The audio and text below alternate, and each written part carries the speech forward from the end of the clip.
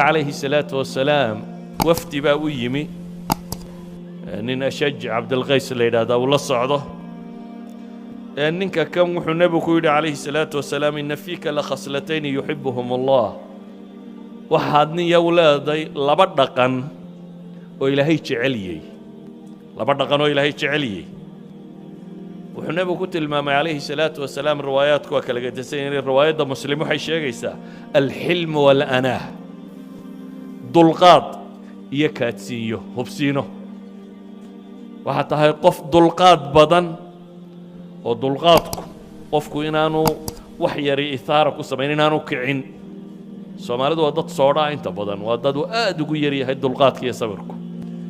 laakiin nebigu ninkan wuxuu ku ammaanaya inuu yahay qof deggan marka hore oo anaa leh deganaanshiye leh dulqaadna leh riwaayadda imaamu النasaa'i say sheegayso wuxuu ninkii weydiiyey shay-un jubiltu calayhi aw shay-un atakhallaqu ma wax ilaahay igu abuuray baa mise waa dhaqanaan kasbaday ma dhaqanaan yeeshay anigu iyo xirfad ku keenay baa mise waa wax ilaahay subxaanaه wa tacaala igu abuuray nebigu calayhi الsalaaةu wasalaam wuxuu yidhi laa bal jubilta calayh maya labada tan adigu waa sajiya waa طabiico ilaahay subxaanaه wa tacaala kuga abuuray idan qaybi baynu leenahay dhaqanka waa abuur oo waa ka ilaahay qur-aanka ku tilmaamaya subxaanaه wa tacaala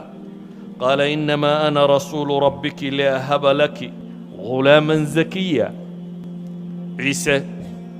ilaahay markuu maryamo siinayey ugu bushaaraynayey malagii u yimi wuxuu leeyahay waxaa rabbaa isoo diray si aan kuugu hibeeyo ghulaaman zakiya ghulaan la tahiray wiil fadiilo oo dhan wata waxay culammadu yidhaahdaan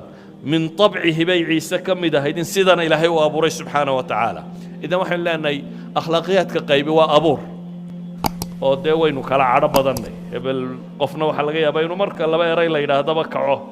qofna inuu degan yahay oo uu dul qaato waa kala sabir badannay waa kala abuurkeenna hore laakiin haddana waxay leeyihin culammadu qofka bini aadamkaa inta la tababaro ayaa la gaadhsiin karaa inuu dulqaad yeesho